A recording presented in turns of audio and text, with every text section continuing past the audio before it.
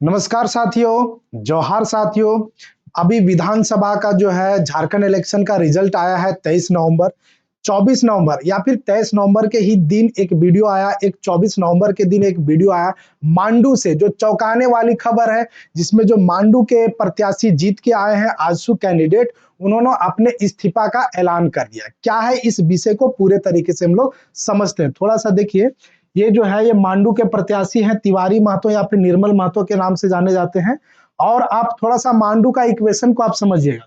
मांडू से निर्मल महतो जो है वो आजसू पार्टी को लगभग 10 से 11 सीट मिला था, जिसमें से एक सीट बचा पाई आजसू पार्टी का सीट, और वो है मांडू विधानसभा। और मांडू विधानसभा में भी जो जीत का डिफरेंस है आप देख पा रहे होंगे, 231 वोटों का।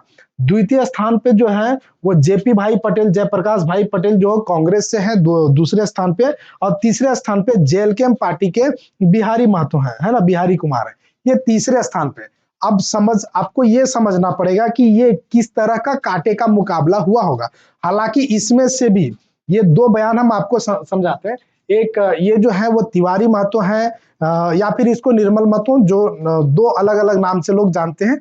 इनका एक बयान आया इस वीडियो में, खास करके ये जो आपको दिख रहा है इसको हम पहले समझाने का कोशिश करते हैं। इसमें से बयान आया है कि हमारे जो सुप्रीमो है, मतलब आजसू के जो सुप्रीमो है सुदेश महतो, वो अपना सीट सिल्ली से नहीं बचा पाए। हालांकि वो पिछली बार भी मतलब देखा जाए तो अपना सीट नहीं बचा पाए थे, जिसका इन्हें बहुत खेद है। और ये चाहते हैं कि हम जो सीट जीते हैं अब इसमें फिर से उपचुनाव की तैयारी करे, मांडू की जनता जो उपचुनाव की तैयारी करे, और हम अपना सीट का इस्तीफा दे रहे हैं। और हम चाहते हैं कि सुदेश महतो मांडू सीट से आए और यहाँ से वो चुनाव लड़ करके विधानसभा में जाए और लोगों का जो बात है वो मजबूती से रख सके, क्योंकि इनका मानना है कि सुदेश महतो एक अच्छे वक्ता है। हालांकि सुदेश महतो काफी संघर्ष किए हैं, झारखंड आंदोलन में उनका भी संघर्ष काफी है। लेकिन अब जो समय है, झारखंड तो अलग हो चुका है, लेकिन अब है जो झारखंड की कमियां है उसको दूर करने का। लेकिन इनका मानना है कि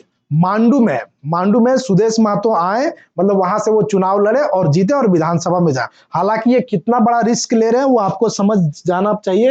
ये दो सीट का जो अंतर है, डिफरेंस है, यहां से आपको समझना पड़ेगा कि लगभग 231 वोट से जीते हैं।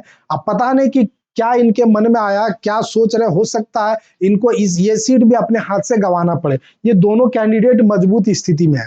देखा जाए तो कांग्रेस का जो कैंडिडेट है वह भी मजबूत स्थिति में है। और यहाँ पे जो पहली बार जो पार्टी लड़ रही है, हालांकि 3 महीना पहले ही पार्टी का रजिस्ट्रेशन हुआ है और काफी जगहों में, हालांकि देखा जाए तो जेल कैंप का जो इफेक्ट है वो कहीं ना कहीं आजसू पार्टी पे ज्यादा पड़ा है। जहां जहां आजसू पार्टी का जो ये कैंडिडेट थे, वहां पे जेल कैंप के कैंडिडेट का प्रदर्शन काफी अच्छा रहा है। बहुत सारे लोगों का यह मानना था कि जेल कैंप का जो है ये वोट कटवा पार्टी है, लेकिन इन्होंने साबित कर दिया कि नहीं, वोट कटवा जैसे होता है ना कि 2 4 5 हजार, लेकिन इन्होंने साबित कर दिया लगभग 15 से ज्यादा ऐसे विधानसभा है जिसमें से 50,000 से ज्यादा वोट ला करके ये तृतीय स्थान पे रहा, जो पहली बार बनी पार्टी। हालांकि बहुत सारी पार्टियां, आप इंडियन नेशनल कांग्रेस को ले लीजिएगा तो 150-200 साल की पार्टियां हैं, बीजेपी को ले लीजिएगा तो लगभग 80-90 साल की पार्टियां हैं, जेएमएम को ले लीजिएगा तो ये भी लगभग 60-70 साल की पार्टियां, और आजसू पार्टी भी 30-40 साल की पार्टियां। इन सारे पार्टियों को कड़ी फाइट देते हुए जेएलके अपना प्रदर्शन काफी अच्छा रखा, इसलिए यहाँ पे उम्मीद जताया जा रहा है कि हो सकता है जेएलके के जो सुप्रीमो थे, मतलब जो केंद्रीय अध्यक्ष थे, उन्होंने अपना सीट बचाने में सक्षम रहा। और खास करके अब मांडू सीट पे उनका फोकस है। और पहले से माना जा रहा था कि मांडू सीट जो है वो जेएलके के लिए कंफर्म है, लेकिन जो डिफरेंस है लगभग 19,000 का, कोई खास डिफरेंस है नहीं। यहाँ पे भी 231 वोट का डिफरेंस है, ये कोई खास डिफरेंस है नहीं। यहाँ पे जेएलके भी अपना जो है वो तैयारी कमर कस लिया है।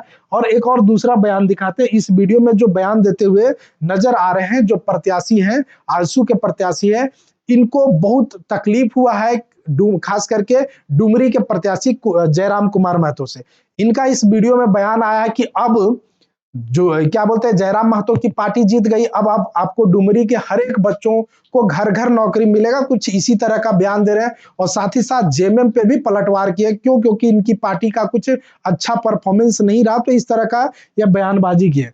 और तीसरी बात है, यहाँ पे जो आप समझ पा रहे होंगे, यहाँ पे मांडू की जनता एक बार फिर से उपचुनाव के लिए तैयार है। कहीं ना कहीं ये अंदेशा लगाया जा रहा है कि अब जो मांडू में उपचुनाव की स्थिति लगभग तय हो चुकी है, जहां पे सुदेश महतो को दोबारा उतारा जाएगा। कहां पे? मांडू पे। हालांकि सुदेश महतो जो है वो टुंडी से भी उतरना चाह रहे थे, लेकिन वहां से मौका नहीं मिला, तो वो सिल्ली से उतरे और सिल्ली में जो है उनका स्थिति थोड़ा ठीक नहीं रहा। दैट मीन्स सिल्ली से जेएमएम के प्रत्याशी अमित कुमार महतो वो वहां से विजयी हुए। सुदेश महतो की लगातार दूसरी बार हार हुई और अब मांडू के थ्रू वो विधानसभा में प्रवेश करना चाहते हैं, यहाँ के लोगों का ये आवाज उठाना चाहते हैं। हालांकि इसी समय दूसरी पार्टी जो जेएलकेएम है, उनके कार्यकर्ताओं में काफी उत्साह है।